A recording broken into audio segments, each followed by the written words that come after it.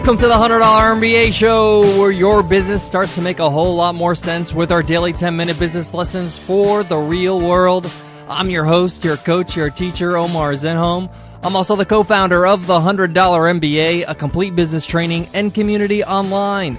And today, you will learn how to know when to sell to your audience. You're growing your audience. You're building your subscribers list. When do you sell to them? When do you offer them something for sale? That's what today's lesson's all about. I'm going to give you 3 strategies and tell you my experience in all 3.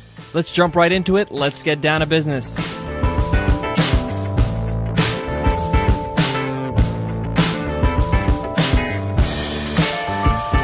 Let me start by saying that selling is a very sensitive topic to a lot of new entrepreneurs. You feel that selling is very pushy. You don't want to ruin your relationship with your audience. This is completely understandable. But you have to approach selling or making an offer to your audience in a different way. You're giving them something they want, something they need, something they would be interested in. That's why they subscribe to your list. So in a lot of ways, you're doing them a favor. You're offering something that they need. And most people are happy to spend money on something that is of value, something that's really going to help them. Now, having said that, I know that not everybody has the same perspective, especially, your customers. Your customers may not want to be sold to constantly, and you got to be very sensitive to that. So it's a bit of a balancing act where you're giving value, providing value to your subscribers on a regular basis.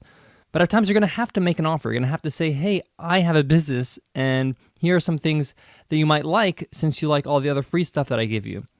So you're growing your audience and you're growing your list. And you might be asking, so when do I start actually making an offer, telling them, hey, I have something for sale, check it out? Well, I have 3 strategies. All 3 of these strategies I've tried before, and then I'll tell you at the end which one I actually prefer or which one that we actually practice at the $100 MBA. Let me preface the fact that in these 3 strategies, you are giving consistent value to your list. If that's regular blog posts, if it's updates, if it's freebies that you're sending them their way, an email kind of correspondence or course, this is a given. You're going to be giving value regardless if they buy or not. You're going to be consistently giving your subscribers value. Now, having said that, 3 strategies. The first one, after a certain number of emails a new subscriber receives, you're going to make an offer.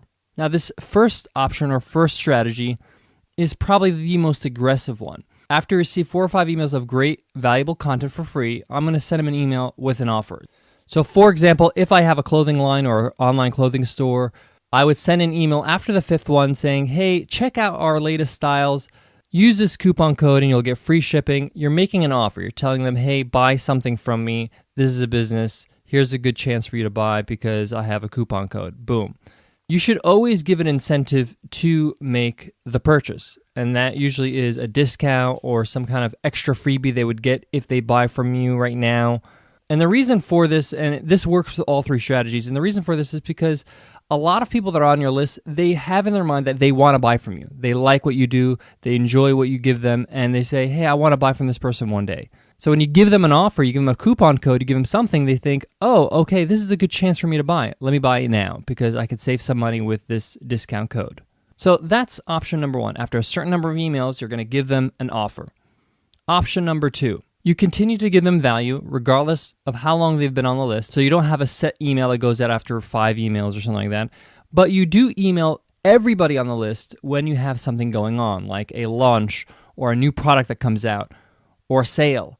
So everybody on that list gets an email that says, hey, there's something special going on right now. Check it out. Here's a coupon code. You have X amount of time to avail this offer.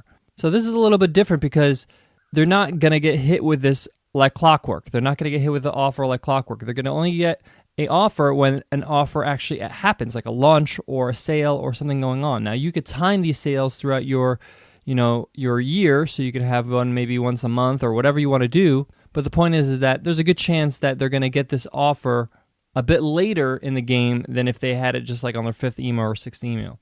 And it's a legitimate reason to email them because you are launching something, you are having a sale, and you are having a promotion going on. Now, with this example, the advantage is if you are launching a new product, let's say, for example, we go back to the clothing store, the online clothing store, and you're launching a new line of leather jackets, let's say. Leading up to that launch, you can start emailing them, telling them about the process of you preparing for this launch. We had to source the right leather, we got the right tailors, You might even say some of the challenges you had. We had a few hiccups in delivery, but we finally got it through customs, whatever it is. You might include this in your blog. You might include this in your emails to the list. And then when you launch, they're kind of anticipating it. They understand that this is the reason why they get the email, because now it's the time we're going to start seeing these leather jackets on the store. There's a sale going on. Here's a coupon code, and it makes sense. It's also very transparent when you kind of let them know what you're working on before you actually launch the product. All right, guys, I have one more option, a third option, but before I get to it, let me tell you about today's sponsor, Stamps.com. These days, you can get practically everything on demand, like my podcasts. You can listen whenever you want, whenever it's convenient for you. So why are you still going to the post office and dealing with limited hours when you can get all your postage on demand with Stamps.com? Anything you could do at the post office, you could do right now from your desk with Stamps.com. You can print official U.S. postage for any letter or package using your computer and printer. And unlike the post office, Stamps.com never closes, so you can get your postage whenever you need it 24/7. I personally have a Stamps.com account. It's easy. It's super convenient. I don't understand why anybody would go to the post office anymore.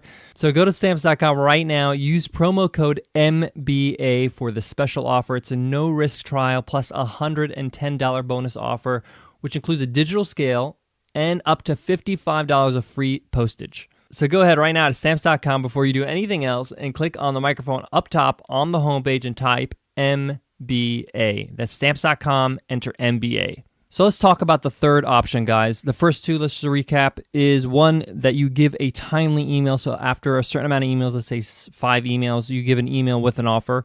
This is just like clockwork. Their 6th email is always this email that has an offer with a coupon code or something like that. The second is they only notify your subscribers when you do have a sale or you do have a launch. And the third option is you don't send them anything at all. You don't send them an offer at all. There are businesses, there are companies, there are blogs that do this, where they just send to their subscribers constant value, and they just maybe in the footer of every email say, if you like what you see here, you may want to check us out here, and that's their homepage of their sales page or something like that. And they just never send an offer.